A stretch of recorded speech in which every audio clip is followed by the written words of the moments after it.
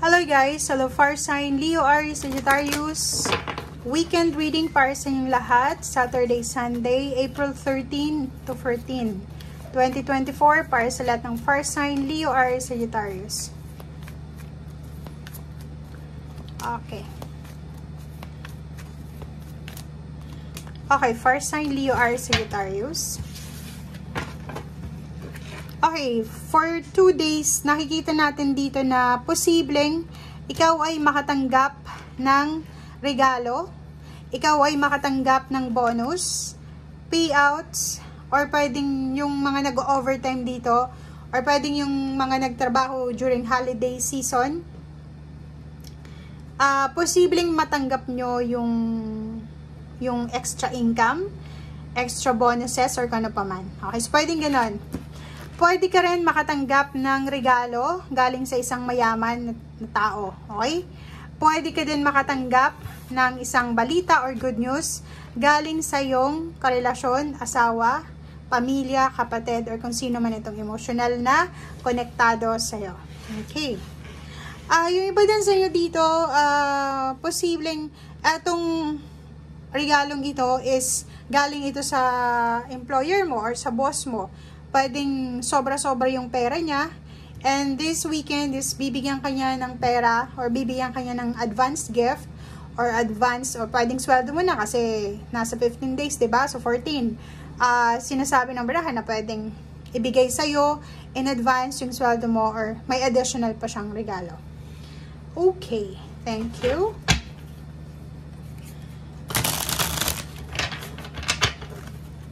Or pwedeng may naka-rest day ngayon, Saturday, Sunday, and wala kayong gagawin. So, pwedeng tatanggap kayo ng mga extra work, or parang mga part-time work, or kano pa man. So, comment down below.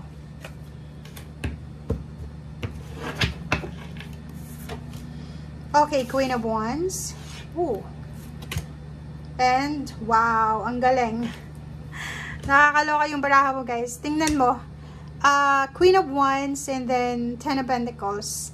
Nakikita ko sa mga fire sign, Leo, Aries, Sagittarius na sa linggong ito, sobra-sobra yung kagustuhan nyo. Sobrang napaka-workaholic mo eh. Workaholic, double time, multitasking. Yun yung ginagawa mo eh, or gagawin mo kasi gusto mong kumita ng malaki.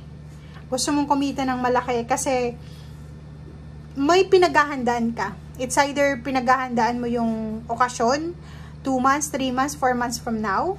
Or ang nakikita ko sa'yo dito is sobra-sobra kang sipag or sobra-sobra kang masipag or sobra-sobra kang dedicated sa ginagawa mo.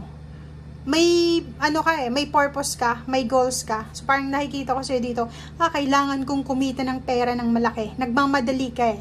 'Di ba? Kailangan kong tapusin itong project nito or tapusin ko itong ginagawa ko para makausad na ako sa next project ko if you're freelancer or business person. And if empleyado ka naman, parang sinasabi mo sa sarili mo, kailangan kong matapos ito sa linggong ito or sa weekend na to kasi pagdating ng Monday, dapat kasado na ako dito sa next kong gagawin. Parang ganun. Kasi magiging busy ako for few months. Okay. Okay, so ito naman, nakikita ko sa'yo dito, 'di ba? 7 of Wands. Lahat ng struggle, lahat ng mga pwedeng kitain or pwedeng ways or paraan para kumita ng pera ay gagawin mo. Tingnan mo itong 7 of Wands.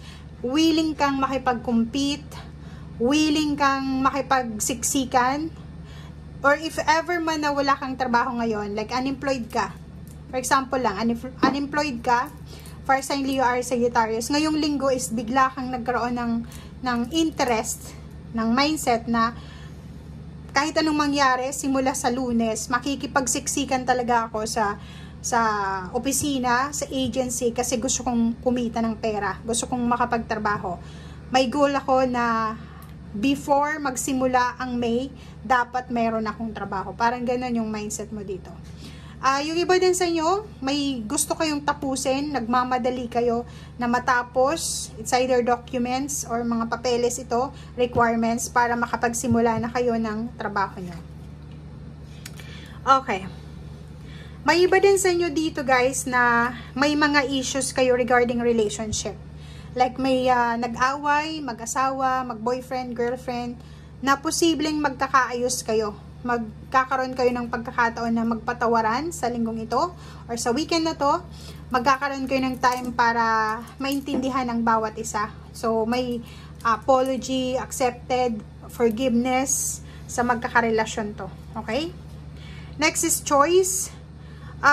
Nakikita ko sa'yo dito, far sign DUR Sagittarius na siguro yung iba na walang trabaho kayo siguro.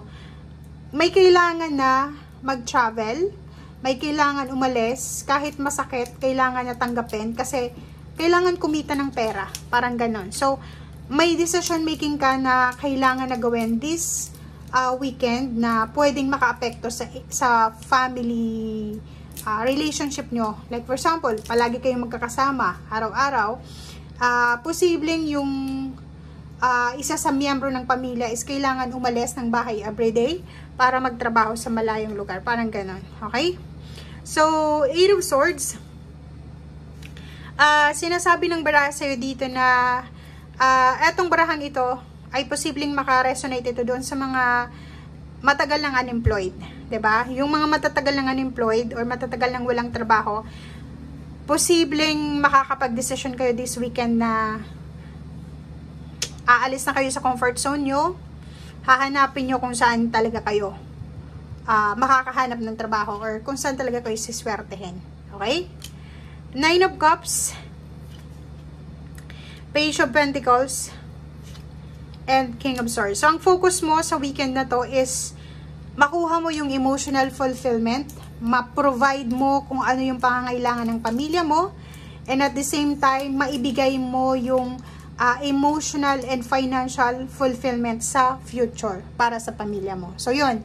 May mga sakripisyo kayong pwedeng gawin sa linggong ito or sa weekend na to na ang purpose nyo is after ng sacrifices mo na to, makukuha mo in the future yung outcome or positive result.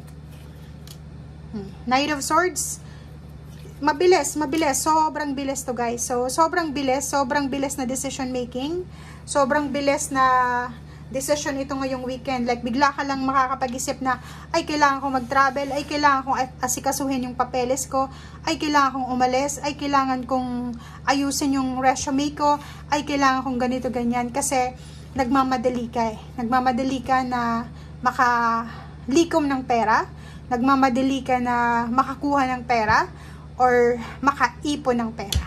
Okay? So, yan guys ang sinasabi ng baraha. Maraming salamat and see you again. Bye!